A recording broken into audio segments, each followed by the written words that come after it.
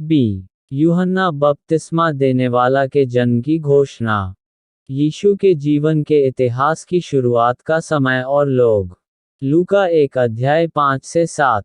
यहूदिया के राजा हेरोदेस के समय अबिय्याह के दल में जकर्याह नाम का एक याजक था, और उसकी पत्नी हारून के वंश की थी जिसका नाम एलीशिबा था। वे दोनों परमेश्वर के सामने धर्मी थे, और प्रभु की सारी आज्ञाओं और विधियों पर निर्दोष चलने वाले थे। उनके कोई भी संतान न थी, क्योंकि एलीशिबा बांझ थी, और वे दोनों बूढ़े थे।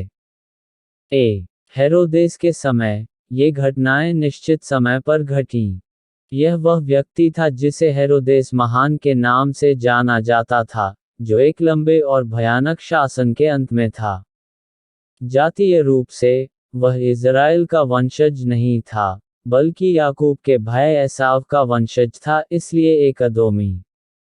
वह अपने शानदार निर्माण कार्यक्रमों के लिए जाने जाते थे, लेकिन इससे भी ज़्यादा उनकी पागल क्रूरता के लिए, जिसने उन्हें अपने परिवार के सदस्यों सहित कई लोगों को मार डाला। बी। जकर्याह नाम का एक याजक था, और उसकी पत्नी हारून के वंश की थी जिसका नाम एलीशिबा था। ये घटनाएं निश्चित लोगों के साथ हुईं। जकर्याह और एलीशिबा धर्मी और आज्ञाकारी थे, फिर भी अपने बांझपन से कलंकित भी थे, लेकिन उनके कोई बच्चा नहीं था, क्योंकि एलीशिबा बांझ थी।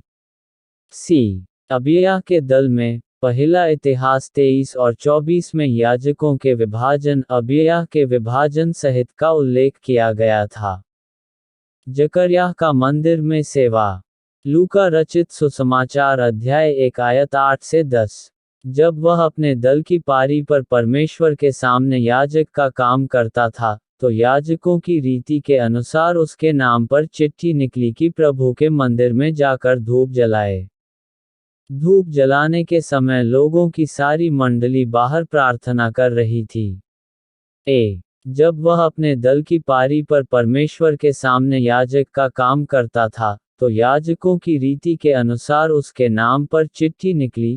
केवल एक विशेष वंश के याजक ही मंदिर में सेवा कर सकते थे। इन वर्षों में याजकों की संख्या कई गुना बढ़ गई। कहा जाता है कि यीशु के समय में 20,000 याजक थे, इसलिए उन्होंने यह निर्धारित करने के लिए चिट्ठी का उपयोग किया कि कौन से याजक कब सेवा करेंगे। सेवा करने के लिए एक याजक के पास चिट्ठी गिर सकता है उसके जीवन में केवल एक बार। जकर्याह जैसे धर्मी व्यक्ति के लिए, यह शायद उसके जीवन की सबसे बड़ी घटना थी। एक जबरदस्त विशेषाधिकार, जीवन में एक बार मिलने वाला अवसर। निश्चय ही वह सोचता था कि पवित्र स्थान में प्रवेश करना कैसा होगा, और यदि परमेश्वर के पास उसके जीवन की इस विशेष घटना में उससे बात करने के लिए कुछ विशेष है। यह कल्पना करना भी आसान है कि जकर्याह ने अन्य याजकों से पूछा जिन्होंने पहले ही यह सेवा कर ली थी कि यह कैसा था। उनसे पूछा कि क्या प्रभु के सामने सेवा करते समय उनके पास कोई अनोखा आध्यात्मिक अनुभव था। पूरा आयोजन बड़ी आशा से भरा हुआ था। बी। धूप जलाने के लिए, मूसा के नियम के अनुसार, हर सुबह और हर शाम को सोने की वेदी पर परमेश्वर को धूप चढ़ाया जाता था। निर्गमन 30 वचन 7 से 8। इस समय तक, प्रथा के लिए एक स्थापित धार्मिक क्रिया था। सुबह के बलिदान में कौन क्या करेगा, यह निर्धारित करने के लिए चिट्ठी फेंकने थे। पहले चिट्ठी ने निश्चय किया कि कौन वेदी को शुद्ध करेगा और उसकी आग तैयार करेगा। दूसरी चिट्ठी ने निश्चय किया कि कौन भोर के बलिदान करेगा, और वेदी, सोने की दीवट और धूप की वेदी पर छिड़केगा। तीसरे चिट्ठी ने तय किया कि कौन आएगा और धूप चढ़ाएगा। यह सबसे विशेषाधिकार प्राप्त कर्तव्य था। जिन लोगों को पहली और दूसरी चिट्ठी मिली वे शाम के बलिदान पर अपना कर्तव्य दोहराते, लेकिन तीसरे चिट्ठी से नहीं। धूप की पेशकश करने के लिए जीवन भर के अवसर में एक बार होगा। भोर होने से पहले सैकड़ों की संख्या में श्रद्धालु मंदिर में जमा हो गए। सुबह का बलिदान तब शुरू हुआ जब याजक धूप मंदिर की ओर ले चला, बाहरी आंगनों के माध्यम से। उसने मारा एक गोंग जैसा वाद्य यंत्र से जिसे मैग्रेफा के नाम से जाना जाता है। यह शब्द सुनकर लेवीय इकट्ठे हुए, और इकट्ठे हुए लोगों को परमेश्वर की उपासना के गीतों में अगुवाई करने को तैयार हो गए। उस सुबह चिट्ठी के द्वारा चुने गए और 2 याजक धूप चढ़ाने के लिए चुने हुए याजक के साथ मंदिर को गए। तीनों ने एक साथ पवित्र स्थान में प्रवेश किया। एक याजक ने सोने की वेदी पर जलते हुए कोयला को ठीक किया, दूसरे याजक ने धूप की व्यवस्था की, सो वह जाने को तैयार थे। तब वे दोनों याजक मंदिर से चले गए, और धूप जलाने वाला याजक पवित्र स्थान में अकेला रह गया। उसके सामने धूप की सोने की वेदी थी, यह 18 इंच चौकोर और 3 फीट ऊंचा था। उस छोटी सी मेज पर जलते हुए कोयले को रखा था, जिसमें धुएं के छोटे छोटे टुकड़े उठ रहे थे, धूप के लिए तैयार थे।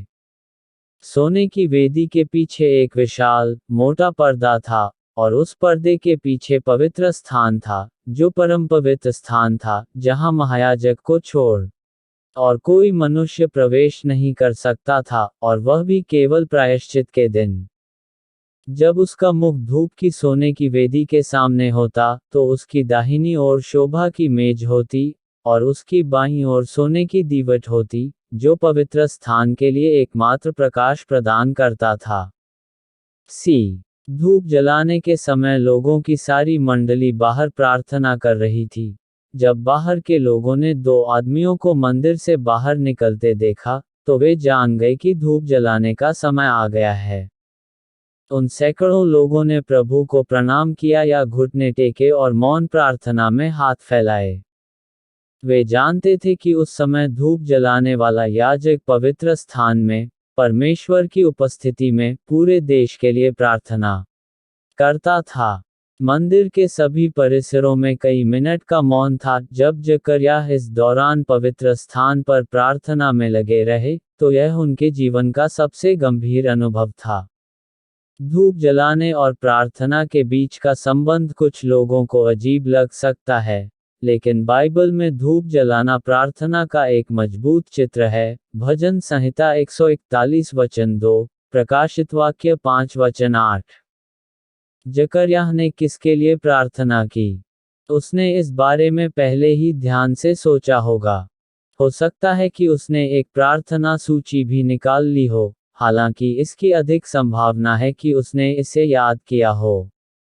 वह यह भी जानता था कि कितनी देर तक प्रार्थना करनी है, क्योंकि वह पहले भी कई बार एक सेवक के रूप में सुबह के बलिदान में शामिल हो चुका था, और वह जानता था कि धूप जलाने वाला याजक कितने समय तक मंदिर में रहा। उसने इस्राएल राष्ट्र की दोनों आवश्यकताओं के लिए प्रार्थना की होगी, जिस पर घृणा करने वाले रोमियों द्वारा कब्जा कर लिया गया था। उसने अवश्य ही परमेश्वर से प्रार्थना की होगी कि वह मसीहा को भेजे। उसने शायद इस तरह के पवित्र क्षण में अपनी व्यक्तिगत जरूरतों को पूरा करना गलत समझा होगा। स्वर्गदूत ने जकरयाह को घोषणा की। लूका रचित सुसमाचार अध्याय 1 आयत 11 से 17। उस समय प्रभु का एक स्वर्गदूत धूप की वेदी की दाहिनी ओर खड़ा हुआ उसको दिखाई दिया। जकरयाह देखकर घबराया और उस पर बड़ा भय छा गया। परंतु स्वर्गदूत ने उससे कहा, हे जकरयाह, भयभीत न हो, क्योंकि तेरी प्रार्थना सुन ली गई है, और तेरी पत्नी इलिशिबा से तेरे लिए एक पुत्र उत्पन्न होगा, और तू उसका नाम यूहन्ना रखना।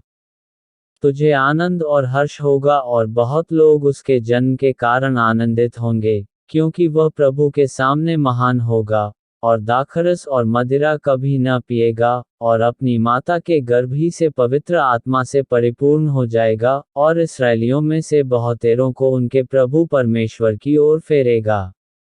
वह एलिय्याह की आत्मा और सामर्थ्य में होकर उसके आगे आगे चलेगा कि पितरों का मन बाल बच्चों की ओर फेर दे, और आज्ञा न मानने वालों को धर्मियों की समझ पर लाए, और प्रभु के लिए एक योग्य प्रजा तैयार करे।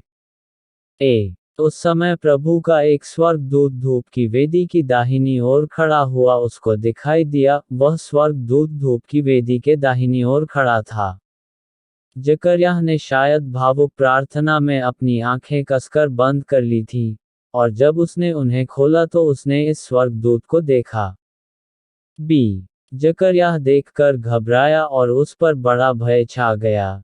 जो स्वर्गदूत जकर्याह को दिखाई दिया, वह एक रोमांटिक व्यक्ति या पंखों वाला नंगा बच्चा नहीं था।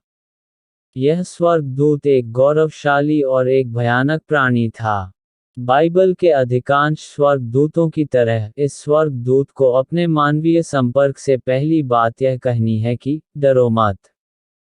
जकर्याह ने सोचा होगा, क्या ऐसा हर किसी के साथ होता है जो ऐसा करता है? बाकी लोगों ने मुझे इस बारे में कुछ नहीं बताया। सी। क्योंकि तेरी प्रार्थना सुन ली गई है, और तेरी पत्नी एलीशिबा से तेरे लिए एक पुत्र उत्पन्न होगा। यह संदेह है कि जकर्याह ने सोने की धूप की वेदी पर पुत्र के लिए प्रार्थना की। सबसे पहले, यह एक ऐसी स्वार्थी आवश्यकता की तरह लग सकता है। दूसरा, चूंकि वह और एलीशिबा दोनों ही उम्र में काफी बूढ़ा थे, लूका 1:7, उन्होंने शायद बहुत पहले ही इस प्रार्थना को छोड़ दिया था। कभी कभी हम किसी चीज के लिए लंबे लंबे समय तक प्रार्थना करते हैं। हम जीवनसाथी या बच्चे की उद्धार के लिए प्रार्थना करते हैं। हम एक सेवकाई के लिए प्रार्थना करते हैं। हम प्रार्थना करते हैं कि परमेश्वर उस खास व्यक्ति को हमारे पास लाए।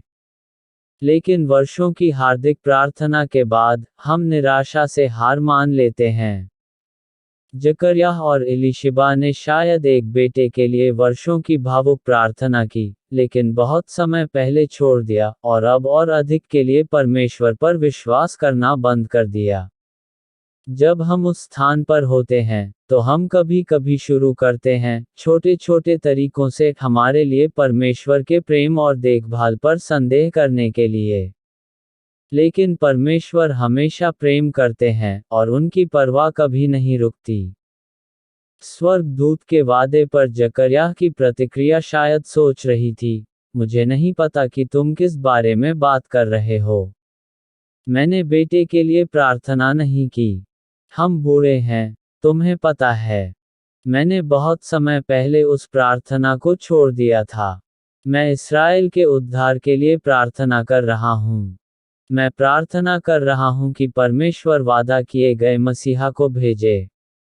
जकर्याह को यह नहीं पता था कि परमेश्वर दोनों प्रार्थनाओं का एक ही बार में उत्तर देगा, और उसके चमत्कारिक बच्चे का उपयोग मसीहा को भेजने का एक हिस्सा बनने के लिए करेगा।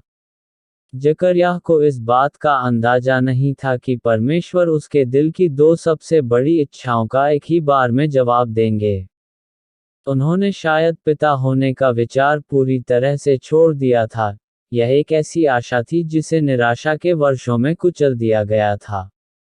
परंतु परमेश्वर ने इसे नहीं छोड़ा था, भले ही जकर्याह और एलीशिबा ने ऐसा किया था।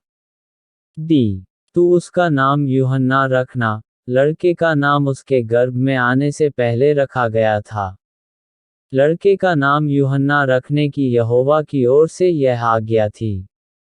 मत्ती 11:11। तुमसे सच कहता हूँ कि जो स्त्रियों से जन्मे हैं, उनमें से यूहन्ना बपतिस्मा देने वाले से कोई बड़ा नहीं हुआ, पर जो स्वर्ग के राज्य में छोटे से छोटा है वह उससे बड़ा है। एफ। वह अपनी माता के गर्भ ही से पवित्र आत्मा से परिपूर्ण हो जाएगा। उनके पुत्र यूहन्ना के पास पवित्र आत्मा की एक अनोखी परिपूर्णता होगी, जो गर्भ में रहते हुए भी पवित्र आत्मा से भरा होगा। केल्विन। यूहन्ना के गर्भ से पवित्र आत्मा से भरे जाने पर, आइए हम इस उदाहरण से सीखें कि प्रारंभिक बचपन से लेकर नवीनतम बुढ़ापा तक, मनुष्य में आत्मा का कार्य स्वतंत्र है। जी। वह इस्राएलियों में से बहुतेरों को उनके प्रभु परमेश्वर की ओर फेरेगा। यूहन्ना का महान कार्य यह होगा कि मसीहा के आने से पहले परमेश्वर की ओर मन लगाकर मसीहा का मार्ग तैयार किया जाए। एलिय्याह की आत्मा और शक्ति में उसकी सेवकाई का नमूना महान भविष्यवक्ता एलिय्याह होगा। यीशु ने बाद में कहा कि यह यूहन्ना में पूरी हुई। मत्ती 11:14 और 17:12। पितरों का मन बाल बच्चों की ओर फेर दे। मलाकी 4:5 से 6 का यह उद्धरण एलिय्याह के संदर्भ से कहीं अधिक अर्थपूर्ण है। ये अनिवार्य रूप से पुराने नियम के अंतिम शब्द थे, और अब परमेश्वर का प्रकाशन वहीं से शुरू हो रहा है जहां से इसे छोड़ा गया था। एलिय्याह एक ऐसा व्यक्ति था जिसने इस्राएल को एक महत्वपूर्ण पश्चाताप के लिए बुलाया। पहला राजा 18:20 से 40। जकर्याह का संदेह और मौन होना। लूका रचित सुसमाचार अध्याय 1 आयत 18 से 20। जकर्याह ने स्वर्गदूत से पूछा, यह मैं कैसे जानूं? क्योंकि मैं तो बूढ़ा हूं, और मेरी पत्नी भी बूढ़ी हो गई है। स्वर्गदूत ने उसको उत्तर दिया, मैं जिब्राइल हूँ, जो परमेश्वर के सामने खड़ा रहता हूँ, और मैं तुझसे बातें करने और तुझे यह सुसमाचार सुनाने को भेजा गया हूँ।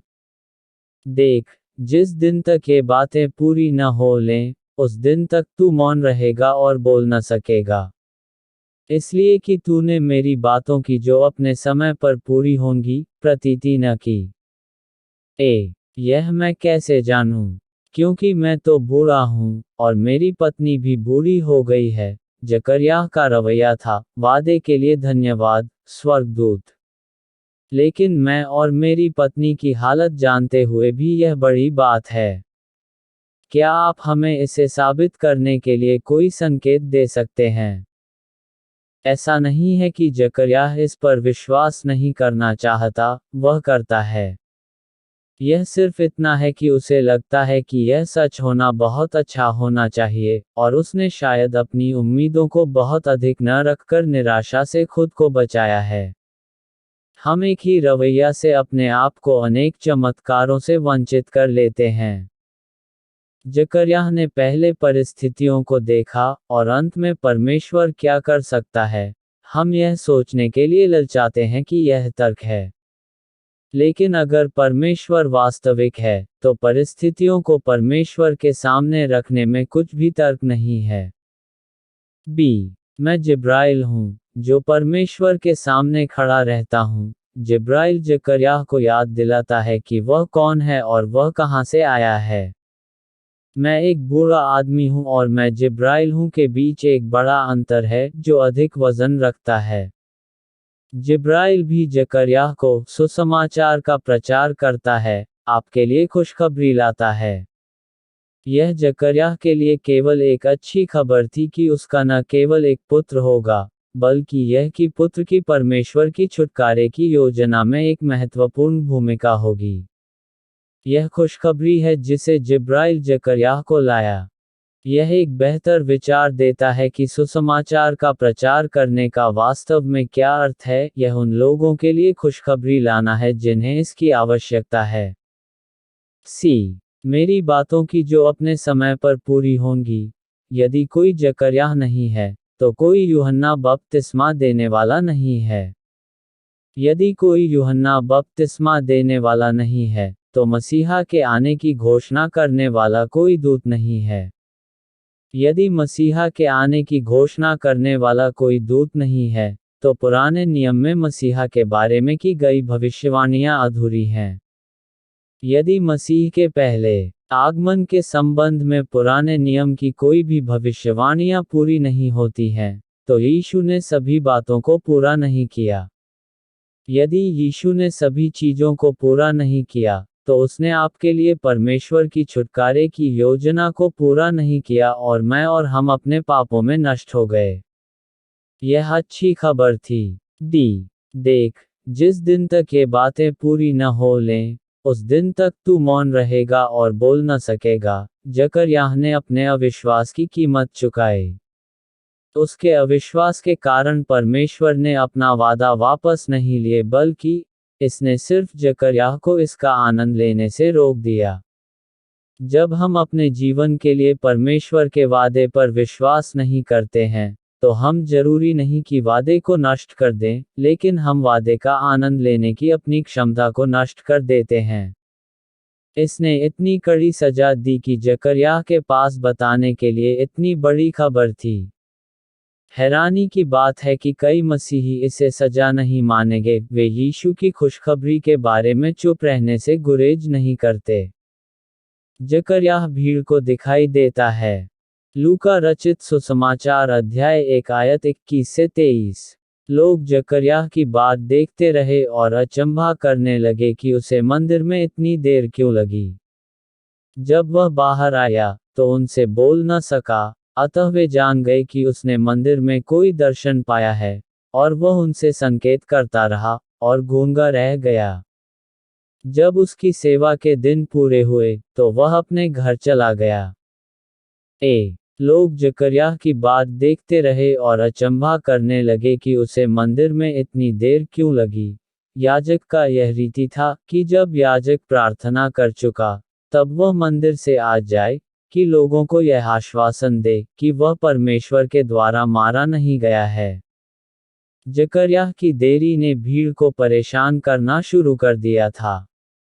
याजक धूप जलाने के समाप्त होने के बाद, वह पवित्र स्थान से मंदिर के महान द्वारों के माध्यम से बाहर आया, और दरवाजे के बाहर अन्य 2 याजकों से मुलाकात की। तब याजक ने हाथ उठाकर लोगों को आशीष दी, जैसे गिनती 6 वचन 24 से 26। सैकड़ों एकत्रित उपासक वर्शिपर्स जानते थे कि क्या करना है। उन्होंने यह कहकर उत्तर दिया, इस्राएल का परमेश्वर यहोवा अनंत काल से अनंत काल तक धन्य है।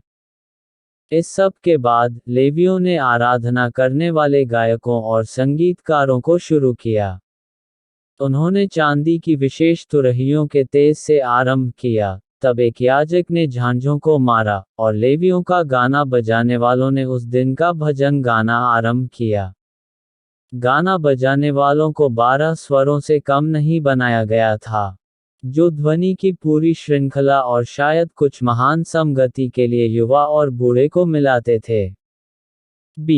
जब वह बाहर आया, तो उनसे बोल न सका। जब जकरयाह बाहर आया, तो यह समझा जाता था कि भीड़ को देखते हुए मंदिर की सीढ़ियों पर खड़ा हो, और लोगों को याजकीय आशीष सुनाए, जैसे गिनती 6 वचन 24 से 26, और अन्य याजक उसके पीछे उसे दोहराते थे। लेकिन जकरयाह बोल नहीं सकता था। सबसे अच्छा वह हाथ की हरकतों के माध्यम से कर सकता है। उसने मंदिर में उसके साथ जो हुआ उसकी कहानी सुनाई। यह जानना मुश्किल है कि क्या हर कोई उस पर विश्वास करता है। एलीशिबा की गर्भाधान और खुशी। लूका रचित सुसमाचार अध्याय 1 आयत 24 से 25। इन दिनों के बाद उसकी पत्नी एलीशिबा गर्भवती हुई, और 5 महीने तक अपने आप को यह कह के छिपाए रखा, मनुष्यों में मेरा अपमान दूर करने के लिए प्रभु ने इन दिनों में कृपा दृष्टि करके मेरे लिए ऐसा किया है। उसकी पत्नी एलीशिबा गर्भवती हुई। जकरयाह के अपनी पत्नी के साथ सामान्य संबंध थे। उसने वादा पूरा करने के लिए परमेश्वर के साथ भागीदारी की। उसने चमत्कारी गर्भाधान से आने वाले इस बच्चे पर गिनती नहीं किया। 5 महीने तक अपने आप को यह कह के छिपाए रखा। एलीशिबा अपनी गर्भावस्था को छिपाने के लिए नहीं गई। वह पहले 5 महीनों के लिए चली गई थी, वह समय जब उसे गर्भवती के रूप में कम से कम देखा जाएगा। वह परमेश्वर के साथ समय बिताने के लिए चली गई, और उसके भीतर के बच्चे की नियति पर ध्यान करने के लिए।